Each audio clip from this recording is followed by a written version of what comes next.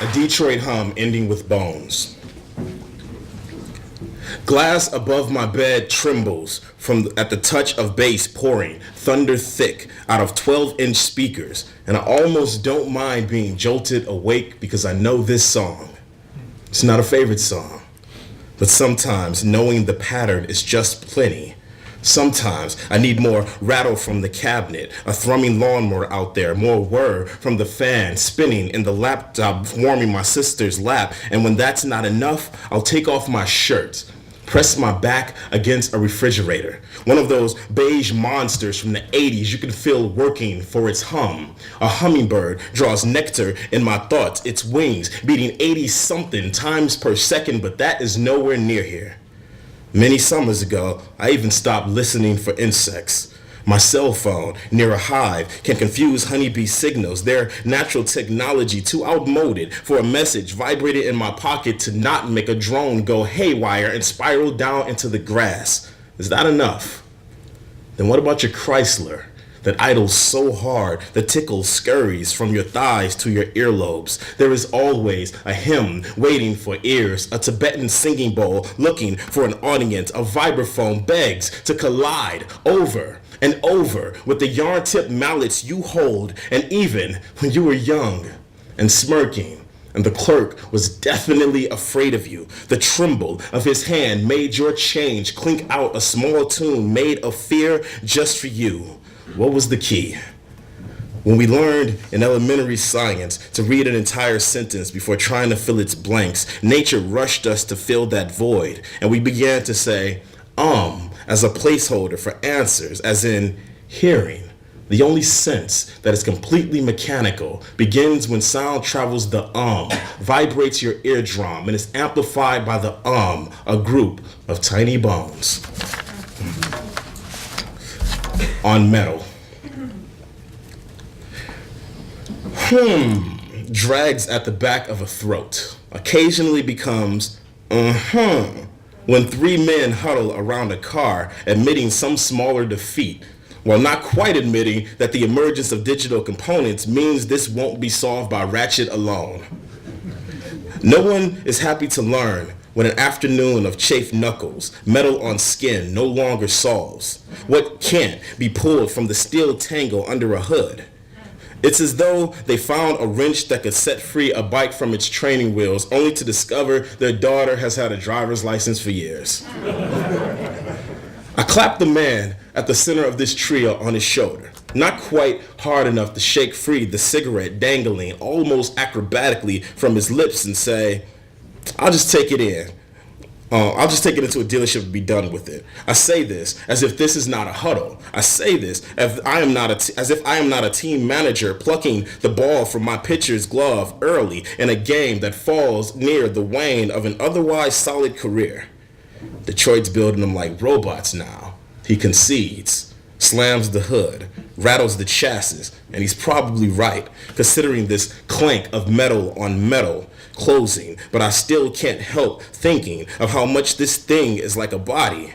The mystery of my Chrysler's right side not responding, silent speaker, headlamp dead, window sealed shut, frozen power door lock is no more mystifying than my left ear's limited frequency range, or the left eye I am now told is blind by a doctor who huddles over me to assess some unknown damage. Damage that is ongoing.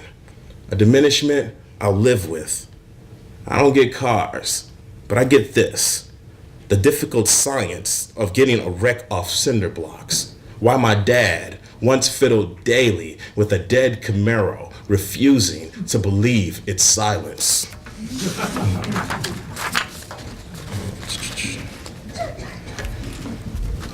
So I'm from Michigan too, obviously. Lived there like pretty much my whole life. I've only lived two other places. One is right now I'm living in Lewisburg, Pennsylvania, which is the middle of nowhere. Like literally, actually it's like if you go to nowhere and then you go a little bit further east, that's like Pennsylvania, Lewisburg, Pennsylvania. I'm doing a writing fellowship at Bucknell, and I got to work with, when I was in Detroit, I was working with middle school kids and high school students on writing poems, and they've kind of made their ways into the poems in interesting ways. So I'm gonna do a couple things for them. This one is called "Thinking Like a Split Melon." It's just like wanting to think, I don't know, just like wanting to think more like them, but feeling like actually, then through the writing of the poem, I feel like, oh, maybe I already do. All right, so thinking like a split melon. In a sixth grader's notebook, only 2 lines are written. I go outside, I look at the stars, and then I'm sad because of death and stuff. At a funeral when I was her age, I punched dots into the program with a bow compass and held it to the light. I remember paths drawn between holes, those constellations, the paths drawn between neurons. They're firing, and this is how I think. A 7th grader writes in pencil, "The castle of the mind is full of hundreds of bright specters, and I wonder what's going on in her head. And mine, what sky did we fall from?" Sounds like an appropriate question when I think about it, but that's too much to ask a child, right? I go outside, walk to a museum. A steel sculpture ascends from the depths of its lawn, and I am contextualized by that immensity. I lay my head into the small forest. The bending blades of grass tell me that it's not appropriate to ascribe words which become ideas and soon become my ideas to them, as they have done nothing wrong, haven't thought anything in years. The wind says, "Nothing you can't figure out on your own." I say aloud, but no one is talking to me. Not even wind. I go outside, look at a cracked melon falling from a grocery bag. A platoon of ants pour in and out of the gashed honeydew, and I wonder, does it take being broken open and empty to be filled with something new? Didn't a poet say, light is how cracks are how light gets into everything? I'm probably mixing that up, but this is how I think. Give me a box, and I'll fill it with dirt, or fill it with water, or fill it with both, and trouble the mud with whatever stick I happen to find. And I'm gonna do 2 poems that I'm just gonna I just put them together. Sometimes I do that just to see what happens. So this is like 2 poems I kind of combined and arced out. One is called, both of them are in, I think, one of the chapbooks. One of them is called The God Engine, and the other is called Pomegranate Means Grenade. When a woman finds a dead frog in her freezer, she immediately has to question the wisdom of telling her son GE stands for God Engine. She has to question the wisdom of telling a boy who's already lost so much that the God Engine is a mystical device, that the God Engine sustains life through magic, keeping strawberries plump and peaches fuzzy as fly-dotted pears rot corpse soft in a bowl on the table. And there'll always be a boy like this. One who learns early how to fashion a casket from a shoebox, how to line the sides of it with wads of tissue, some still damp with his tears. There will always be a boy like Jonte who learns early this truth, that we all approach the pair's destination. Decay is a constant ferryman, and if forgotten, everything in your freezer will burn. Jonte, hold a pomegranate in your palm. Imagine ways to split it. Think of its breaking skin as shrapnel. Remember that Granada means pomegranate and Granada means grenade because grenade takes its name from the fruit. So identify war, but what it has taken away from fecund orchards. Jonte, these are the poems they will fear from you. And know that there will always be at least one just like you. A child who gets the picked over box with mostly black crayons. A boy who wonders, what does beautiful have to do with beauty? As he darkens a sun in the corner of every page, constructs every house from ashen lines, inserts his stick figures lying face down. Jonte, I know how often red is the only color left to reach for. I fear for you. My heart trembles like a herd of horses. This is the same thumping anxiety I received when I pushed past Marines in high school hallways, only moments after video footage of young men dropping from helicopters in night vision goggles. I try to tell poor kids that they descend from higher places and that there are ways to see in the dark without covering your face. Jonte, carry verse as countermeasure to recruitment videos. Always remember that there were cranes buried deep inside of the poems hung from the banners in Tiananmen Square. Remember because Wang Zhong was exiled for Thucydides, the poet, Wang Zhong was exiled for this, the calligraphy of revolt. Always know that you will stand nameless in front of a tank. Always know that you will not stand alone, but always know there will be those who would rather see you pull a pin from a grenade than pull a pin from your backpack. Jonte, they are afraid.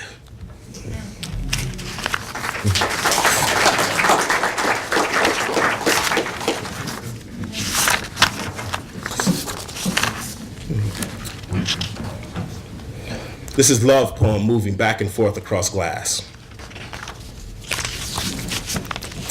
One can't know the actual heft of construction barrels as the rings glow past you, so I too mistook them for light obstructions until one finally collided with my drifting car and snatched off the driver's side mirror. Instead of replacing it, I've since learned to move forward without seeing a third of what is behind me. The barrel's light fixture said little more than wind to my face after it shattered the window on my left before landing in the passenger seat, where the light rolled back and forth across all that shifting glass until I stopped the car. I'm sorry, but baby, I have loved you exactly this way. When did we become so fluid in this ghost talk? Poltergeists in the rooms of each other, slamming doors and rattling cutlery with our absence. My haunting woman, careening kiss, sugared poison, my neuron on fire. My longing for you is steady hands, pulling the shaken car towards median, tossing that plastic light into a field and collecting hardly any cuts, brushing glass from the empty seat to the cluttered roadside. My longing is my slack spine exhausted against the autumn cool car hood as I wondered why that scattered shot of stars wasn't visible from the horizon as I drove. And yes, it is also that drive with its broken window gale song, competing with synthesizers and car heater and car horn, and my longing for you is being reminded I didn't get all the shards when oncoming headlights make them glitter like the millions of distant bodies that disappeared again as I drove, eyes checking for a reflection that wasn't there. The empty black I couldn't see gathered behind me as I moved forward, afraid. Every direction I went has always been, will always be, once was, and always is, towards the precarious cliff of your collarbone.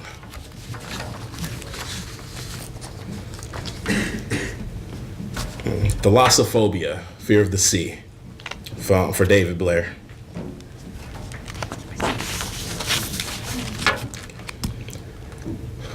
Today, these fingers want nothing to do with this tie. They fumble with the loops and make no progress. When they tremble under the faucet, I learned something new about my hands. Even they are afraid they will break against the wave of your memory. Tonight, you are sweat itchy and drunk. Your guitar sleeps under black felt in a case under Cinco de Mayo's black sky. Your laugh pours like thick honey. Your arms open like the gap between your teeth, and I am uncomfortable like only you can make me. You stubborn, stubbled kiss. You are the friction on my cheek, and you are how I learned to kiss my father. I am less forgetful, like you made me, though forgetful enough to not exhale when sleep sends coral to snake around my body until I wake choked with nothing. When my woman says apnea, I tell her I am drowning. I fill toilets and sinks and the rugs beside my house with bottles of whiskey I can't quite hold in the empty thing that is my belly. I pour and swallow and pour and swallow and pour it all back into my cupped hands. Tomorrow, I will wake still reckless like you taught me, and though I will still itch at the thought of wet clothes clung to a body, I will always long to hug you after a performance before the cool air outside evaporates the proof of your work from your skin, and I want to believe it's just water. Like you said that day, the sky turned dark aluminum above us. You said it as though nothing had ever been warped by rain. In this last dream, there's no rigging to get tangled in. No water to rush down our throats. My hand is uneasy on your leg, my head against your shoulder. You don't find it heavy at all. You're singing. Every day, the shells you left behind remain clean, though no one is left to brush and rinse the sediment away. Who should have such a job? Somewhere between your wake and a new town I can't call home, I slept in a bathtub with the clock radio cranked loud enough to be heard over the thunder shower because I couldn't help sleep, and I couldn't sleep in my car for another night, and the bed in that motel room was lumpy and dream-soaked, and you know how I get. I listen for footsteps that will never come. Remember waves that I've never seen. I watch them fold and break and slowly sharpen stones that jut up from coastlines. And today, I learned something old about the sea. Even the conch is a bit of a blade, coiling itself around itself, spiraling to a point, so that all we find lovely in its folds forms the outline of a dagger.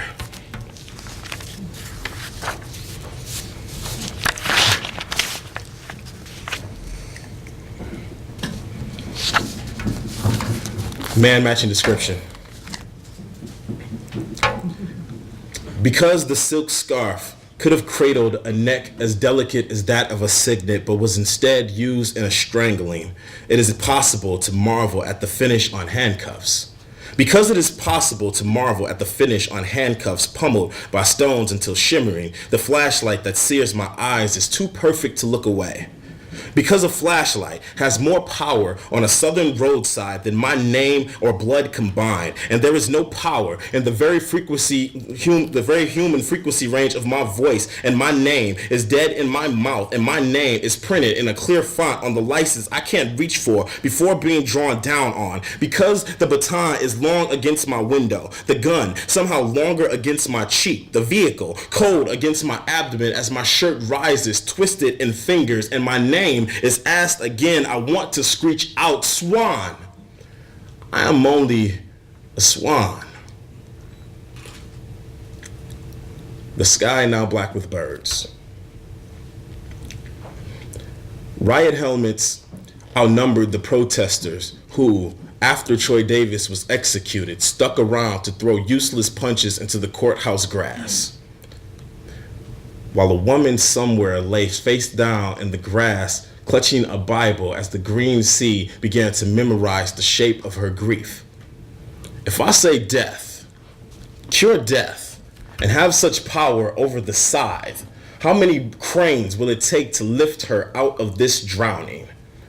If I tell you, white supremacist Lawrence Brewer was executed 5 hours earlier for the death of James Byrd, if I ask you to look for birds foraging between his intricate tattoos, I don't mean to distract you from the cross that also burned on his arm that day. And I don't expect you to stare into a graffiti of iron crosses and spider webs scrawled across a supremacist's flesh and find a thrush vibrating with birdsong, but I hope you'll understand why I listen for more than the cawing of crows. I wanted Brewer dead. So dead, my tongue swelled fat with hexes. So fat, I wonder how could the word forgive ever fit inside of my mouth? Yet it's always there, fluttering behind the larynx of Ross Byrd, the man whose father was dragged, urine-soaked by Lawrence behind a truck. Watch him say it. Forgive. I swear the word has feathers. I want to learn to get its wings between my teeth before more retribution blots out the sky. When I tell you, glare flickered off a cop's visor and startled a pine siskin from its tree. If the glare startled a crow, the one crow that broke away from the murder that had flapped the sky into inky pieces, I want you to watch it with me, close enough to realize that its feathers are not black at all, like bruises and ink. They are only this full-bodied purple, a purple your eyes will still tell you is black the next time you see it spread out across sky. Watch it spread slowly like pancuronium bromide into a diaphragm steeled by it, and tell me if you can tell at what point the muscles lock. If it is said the injection is humane, we mean to say this is humanity. No crack of rope, no jerk of limb, no clenched jaw or bloated face, no reek rising twisted in smoke from a cooked torso. We mean to say there is nothing to disturb the nest between our ribs. There is nothing to make a heartbeat rumble like a murder of so many wings.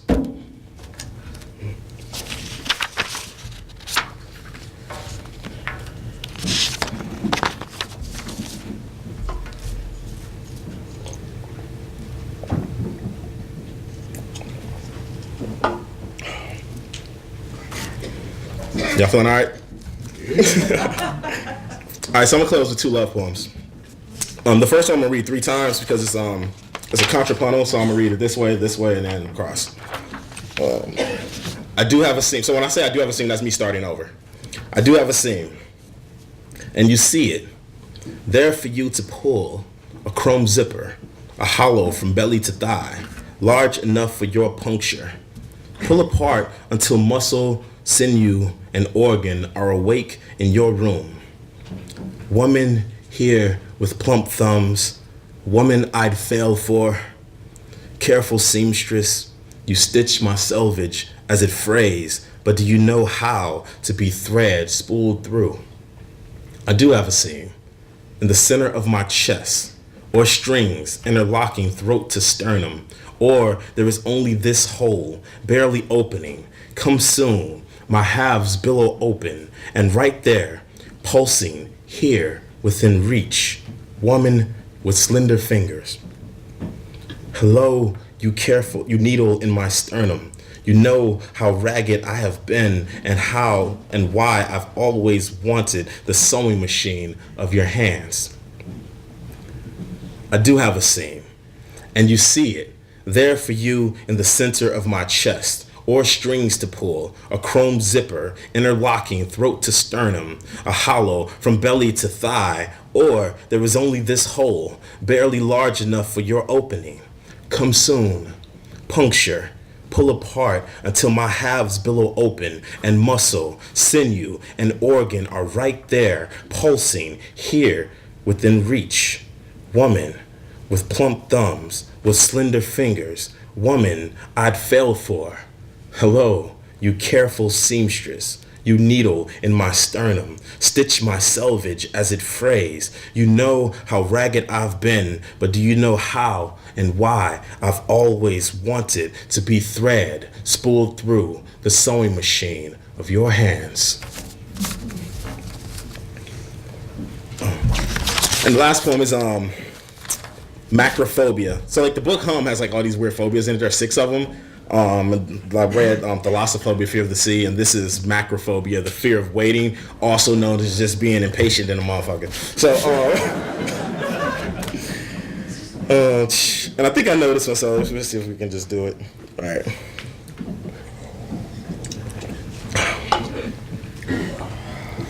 I love too many women is not the best lead-in for a conversation that will end with me telling you I love you for the first time. And this probably is not the best first date topic.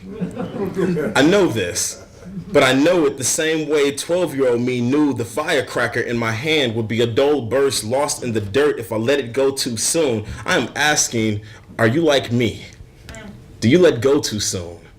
Are you afraid more of having hands covered in ash than you are of getting the timing wrong? Look, this is stupid. But I couldn't wait to tell you everything about the stranger who, after pressing a peppermint over my teeth with her tongue, told me she never wanted to be outside of the listening range of my rambling, which meant a lot, coming from a wanderer who would never have to hear it again.